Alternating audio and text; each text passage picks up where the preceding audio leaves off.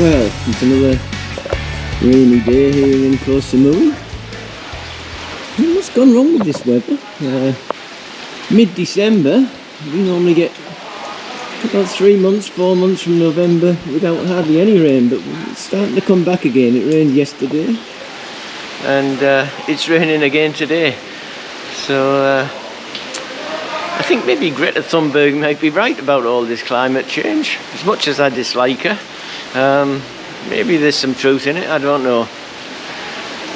But it's quite depressing waking up to rain in Koh Samui. That's not what I came here for. If I wanted that, I would have stayed in England. So, as it's a rainy day, I was asked by a subscriber to do a video on health insurance for expats here in Thailand. And as it's insurance, to me, it's a boring subject. I'm sick of doing these videos of instructions and how to do this, how to do that. I want to get out there and film, but very hard. So today is a good day, a rainy day, to tell you about the boring subject of insurance. But first, I'd like to tell you Koh Samui seems to be getting its mojo back. The main bar area on Walking Street, which I took a video of not so long ago, it's completely closed and in darkness, has now got probably half a dozen lady bars opened, albeit with hardly any customers, but it's a start. I spoke to the lady who owns one of the bars, and she told me that there are lots and lots of tourists in town, but the majority of them seem to be young couples or families with children, with not too many single men, which the lady bars rely on for their business. Cocktails by Pix is doing a roaring trade. I think because it's on the main street and it's all lit up, everyone drives past it, so they all go there, I think. But Cocktail by Pix is not a lady bar, it's a cocktail bar. But there are a few freelance ladies sitting in the bar looking for customers, but it's not a lady bar as such. It's just a normal everyday cocktail bar. One street back from Hadlamai 1 is doing well. That's a famous street here for lady bars as well. That's where I normally go when I fancy a drink. But that's opened up completely now. There seems to be lights blaring, music blaring, and the other night I was there and the street was open with a live band playing,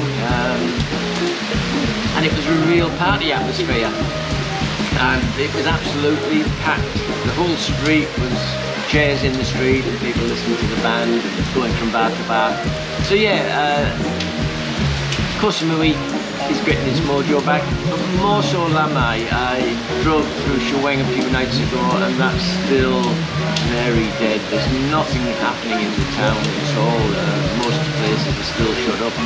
I think most people are coming to Lamai when they go on holidays. They're avoiding Shaweng, I think, because it's like a ghost town. So enough of the fun business, let's get down to the business of health insurance.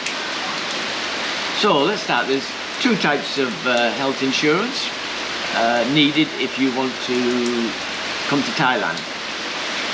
Firstly, health insurance if you're coming here for a holiday. This is your normal travel insurance that you would normally take out from your own country before leaving on holiday, which has been a normal thing to do for many years now. Before, it wasn't mandatory, but now in Thailand and probably many other countries, because of COVID, you must take out travel insurance to enter Thailand. Now you can take the travel insurance out from your own country as you normally do, but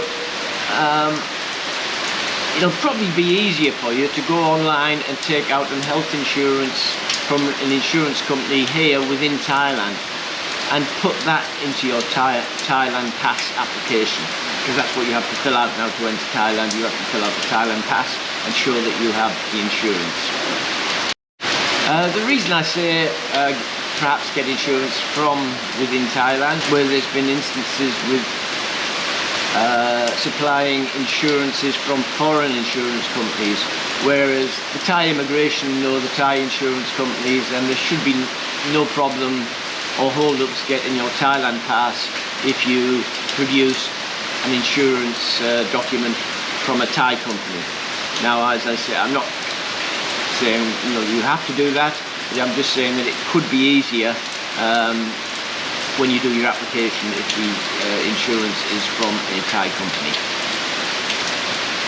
To enter Thailand on a tourist visa, you will need insurance cover for a minimum of $50,000 US. If you use a Thai travel company, that'll cost you about 2,000 to 3,000 baht for 30 days of cover for each person, and each and every person must have it, including children. I'll put some links for some travel insurance companies here in Thailand, and also the Thai embassy list of travel insurance that they recommend. I'll put that into the description, so you can just go to there and make it a little bit easy for yourselves. Now for the not so easy health insurance, which is health insurance if you want to retire here or live here long term. A couple of months ago, the Thai government announced that retirees on OA visas now have to have 3 million baht of medical insurance. Now, I just renewed my retirement visa in November, and I wasn't asked for proof of insurance. In fact, it was not even mentioned on the form. So I've been doing some research, and from what I've found is that at the current time, if you apply for an OA retirement visa from a Thai embassy within your own country or from overseas, then they will ask proof of at least 3 million bahts worth of health insurance. But if you apply from within Thailand for your OA visa, then as yet they do not ask for it. So if you're planning on coming here and want to avoid costly medical insurance, perhaps it would be better to enter on a 90-day tourist visa and then apply for your retirement visa from within Thailand. As usual, in the land of smiles, confusion reigns, and government policies can and often do change by the day. So do your own research. You know, what they say today or what I tell you today can change tomorrow. Now, I've found it hard to find an insurance company to insure me. When I first heard the government were asking for 3 million baht insurance when you apply for your AO visa, I started to hunt around, and I found it very hard. Not impossible, but I found it hard to find someone. I was told by one insurance company for my bank actually, that if I'd applied when I was 69, it would have been a lot easier, as it seems to be that 70 is the magic number that makes insurance companies get nervous. So if you're 70 over, like me, you're going to pay a premium price. The best quote that I could get was 10,000 baht per month for health insurance. So if or when they do decide to implement the 3 million baht health insurance for retirees or other long-term visa holders, then I'm going to have to rethink my options, as 10,000 baht a month is a lot of my pension to give to an insurance company, and something I'm loath to do. I'm healthy, I'm fit. My idea was, yes, take some insurance out, a little bit of insurance, not 3 million, maybe if I could get 1 million and only pay maybe 3,000 baht a month or 4,000 baht a month, you know, that would be okay for me. I think I could handle that. But my plan always was, because I can go back to Australia, if I have some problem that's I detect and I have the time, I can go back to Australia and get free treatment being a retiree. I've paid my taxes in Australia for 50 odd years, so it's part of and parcel, I'm entitled to it. So that was my plan. I had a motoring accident when I first arrived in Phuket some 4 or 5 years ago. And what I planned to do then, I had no insurance, I planned to just use my credit card and pay for it, and it wouldn't have been a lot compared to, say, Western standards, and that's what I intend to do. I wasn't charged in the end, I got it for free. There was no charge. Back in those days, I'm sure it's different now. But that's what I intend to do. If for instance, I come down with an illness, but it's an illness I can travel with, and not an emergency where I'm rushed to hospital, then my intention is to just, okay, I'll go back to Australia for a month or so, see my family and get the problem fixed.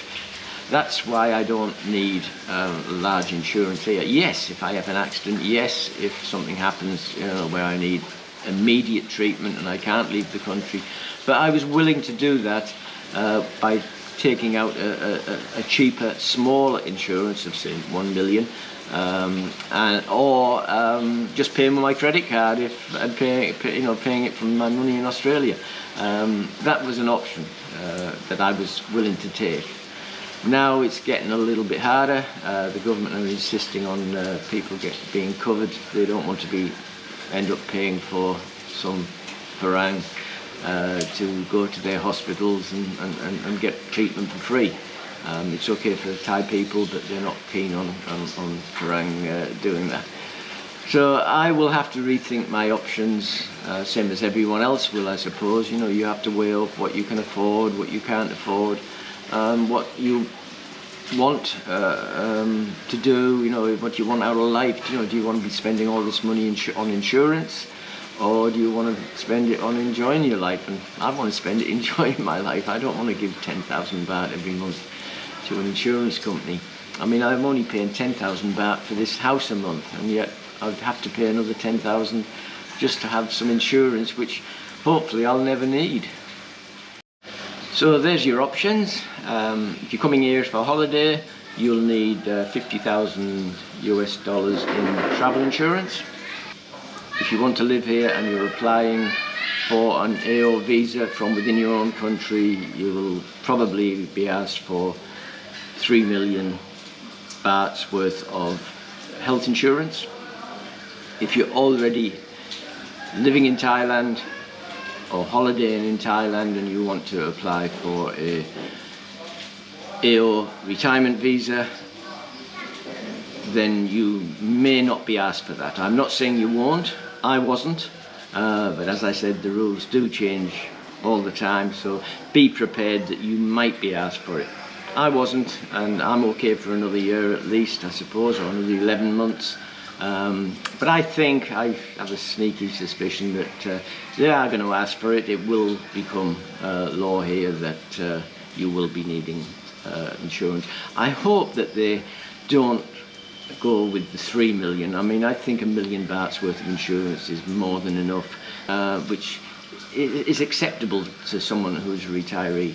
If you're a rich retiree, I don't suppose you care. It's fine. Oh yeah, okay, I'll pay. But if you're just a normal retiree trying to get by on on your pension and on your investments, then 10,000 baht every month for me is a big outlay, and it's not something I want to give to an insurance company. So thanks very much for watching. As usual, if you haven't already done so, please push the subscribe button and the thumbs up button, and pass on the link to any of your family, friends, or anyone that you think might like to know a little bit about what it's like to live, retire, or live long term in Thailand. So until next time, take care, and I'll see you in the next video. Cheers for now, bye. If you're thinking of retiring or living in Thailand, please take a look at my book, Retiring Thailand Handbook, the first 6 months. It's crammed full of information to help you tiptoe over the logistics of making Thailand your home as uncomplicated and straightforward as possible.